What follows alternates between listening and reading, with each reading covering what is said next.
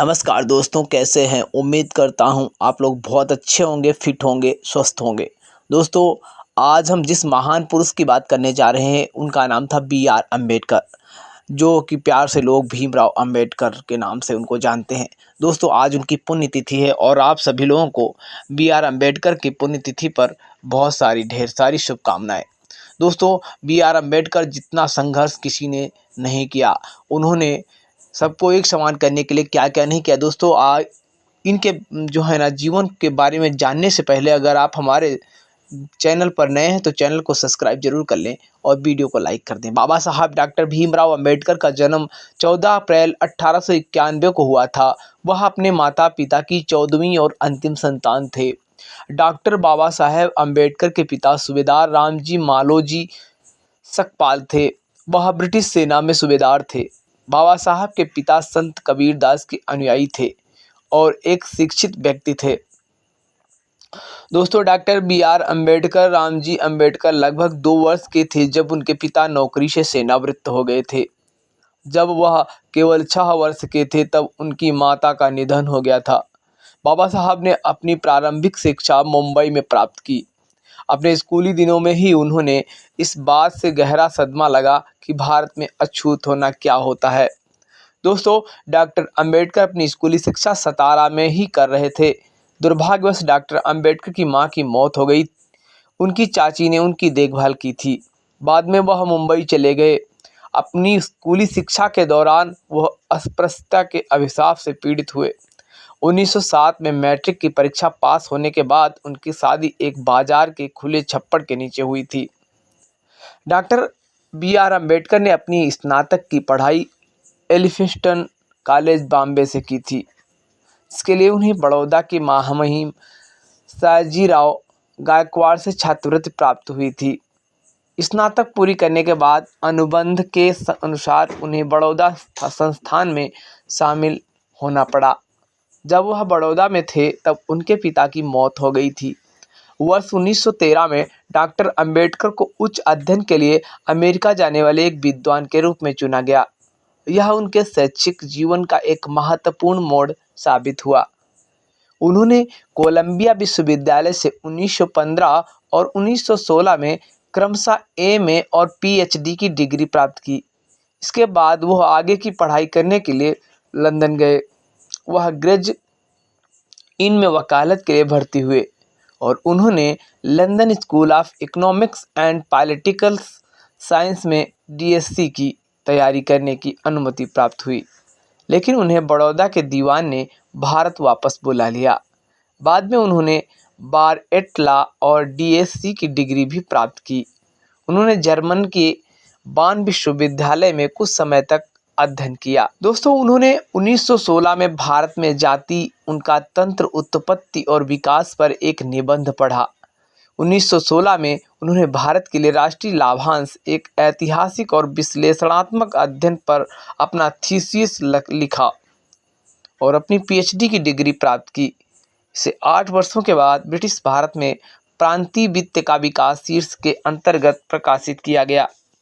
इस उच्चतम डिग्री को प्राप्त करने के बाद बाबा साहेब भारत वापस लौटे और उन्हें बड़ौदा के महाराजा ने अपना सैन्य सचिव नियुक्त किया, जिससे कि उन्हें लंबे समय में वित्त मंत्री के रूप में तैयार किया जा सके। बाबा साहब सितंबर 1917 में शहर वापस लौट आए क्योंकि उनका छात्रवृत्ति कार्यकाल समाप्त हो गया था और वह सेवा में शामिल हो गए। लेकिन नवंबर 1917 तक शहर में कुछ दिनों तक रहने के बाद वह मुंबई के लिए रवाना हो गए। अस्पृश्यता के कारण उनके साथ हो रहे दुर्व्यवहार के कारण वह सेवा छोड़ने के लिए मजबूर हो गए थे। डॉक्टर अंबेडकर मुंबई लौट आए और राजनीतिक अर्थव्यवस्था के प्रोफेसर के रूप में सिडनहैम कॉलेज में पढ़ाने लगे। जैसा कि वह अच्छी तरह पढ़ाते थे, वह छात्रों में बहुत लोकप्रिय हो गए। लेकिन उन्होंने लंदन में अपनी कानून और अर्थव्यवस्था की पढ़ाई फिर से शुरू करने के लिए अपने पद से इस्तीफा दे दिया। कोल्हापुर के महाराज ने उन्हें वित्तीय सहायता प्रदान की। 1921 में उन्होंने अपनी थीसिस लिखी। ब्रिटिश भारत में इंपीरियल फाइनेंस का नाम प्रांतीय विकेंद्रीकरण और लंदन विश्वविद्यालय से अपनी एसएससी की डिग्री प्राप्त की। फिर उन्होंने जर्मन के बान विश्वविद्यालय में कुछ समय गुजारा। 1923 में उन्होंने डीएससी डिग्री के लिए अपनी थीसिस पूरी की। रुपए की समस्या, इसका उद्भव और समाधान। उन्हें 1923 में वकीलों के बारे में बुलाया गया। 1924 में इंग्लैंड से वापस लौटने के बाद उन्होंने दलित लोगों के लिए कल्याण के लिए एक एसोसिएशन की शुरुआत की, जिसमें सर चिमन लाल सीतलवाड़ अध्यक्ष और डॉक्टर अंबेडकर चेयरमैन थे। एसोसिएशन का तत्काल उद्देश्य शिक्षा का प्रसार करना था, आर्थिक स्थितियों में सुधार करना और दलित वर्गों के शिकायतों पर प्रतिनिधित्व करना था। उन्होंने नए सुधार को ध्यान में रखते हुए दलित वर्गों की समस्याओं को संबोधित करने के लिए 03 अप्रैल 1927 को बहिष्कृत भारत समाचार पत्र की शुरुआत की थी। 1928 में वो गवर्नमेंट लॉ कॉलेज बॉम्बे में प्रोफेसर बने और 1 जून 1935 को वह उसी कॉलेज के प्रिंसिपल बने और 1938 में अपना इस्तीफा देने तक उसी पद पर बने रहे। 13 अक्टूबर 1935 को दलित वर्गों का एक प्रांतीय सम्मेलन नासिक जिले में येवला में आयोजित किया गया। इस सम्मेलन में उनकी घोषणा से हिंदुओं को गहरा सदमा लगा। उन्होंने कहा, मैं हिंदू धर्म में पैदा हुआ, लेकिन मैं एक हिंदू के रूप में नहीं मरूंगा। उनके हजारों अनुयायियों ने उनके फैसले का समर्थन किया। 1936 में उन्होंने बॉम्बे प्रेसिडेंट महासम्मेलन को संबोधित किया और हिंदू धर्म का त्याग करने का वकालत की। 15 अगस्त 1936 को उन्होंने दलित वर्गों के हितों की रक्षा करने के लिए स्वतंत्र लेबर पार्टी का गठन किया, जिसमें ज़्यादातर श्रमिक वर्ग के लोग शामिल थे। 1938 में कांग्रेस ने अछूतों के नाम में बदलाव करने वाला एक विधेयक प्रस्तुत किया। डॉक्टर अंबेडकर ने इसकी आलोचना की। उनका दृष्टिकोण था कि नाम बदलने से समस्या का समाधान नहीं हो सकता। 1942 में वो भारत के गवर्नर जनरल की कार्यकारी परिषद में एक श्रम सदस्य के रूप में नियुक्त हुए। उसी समय उन्होंने अपनी पुस्तक प्रकाशित की, शूद्र कौन थे। आज़ादी के बाद 1947 में उन्हें देश के प्रथम प्रधानमंत्री श्री जवाहरलाल नेहरू के पहले मंत्रिमंडल में कानून एवं न्याय मंत्री के रूप में नियुक्त किया गया। लेकिन 1951 में उन्होंने कश्मीर मुद्दे, भारत की विदेश नीति और हिंदू कोड बिल के प्रति प्रधानमंत्री नेहरू की नीति पर अपना मतभेद प्रकट करते हुए मंत्री पद से इस्तीफा दे दिया था। 1952 में कोलंबिया विश्वविद्यालय ने भारत के संविधान का मसौदे तैयार करने में उनके योगदान को मान्यता प्रदान करने के लिए उन्हें LLD की डिग्री प्रदान की। 1955 में उन्होंने भाषाई राज्यों पर विचार नामक अपनी पुस्तक प्रकाशित की।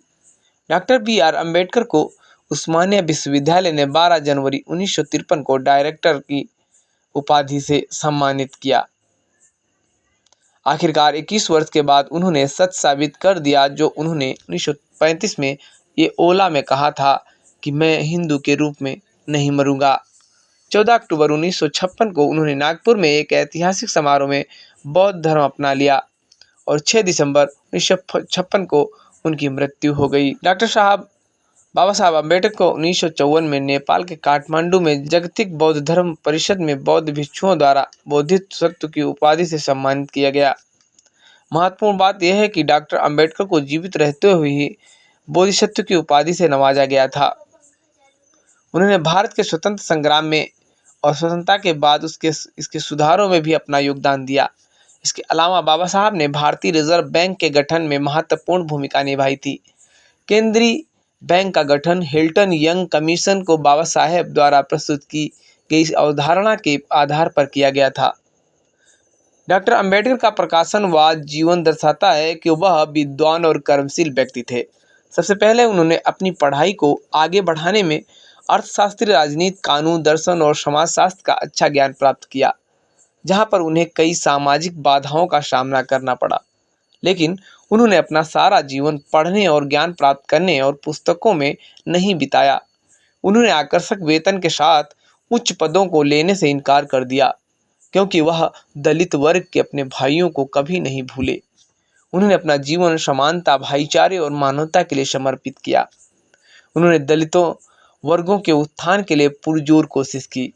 डॉक्टर भीमराव के जीवन के इतिहास से गुजरने के बाद उनके मुख्य योगदान और उनकी प्रासंगिकता का अध्ययन और विश्लेषण करना बहुत आवश्यक और उचित है।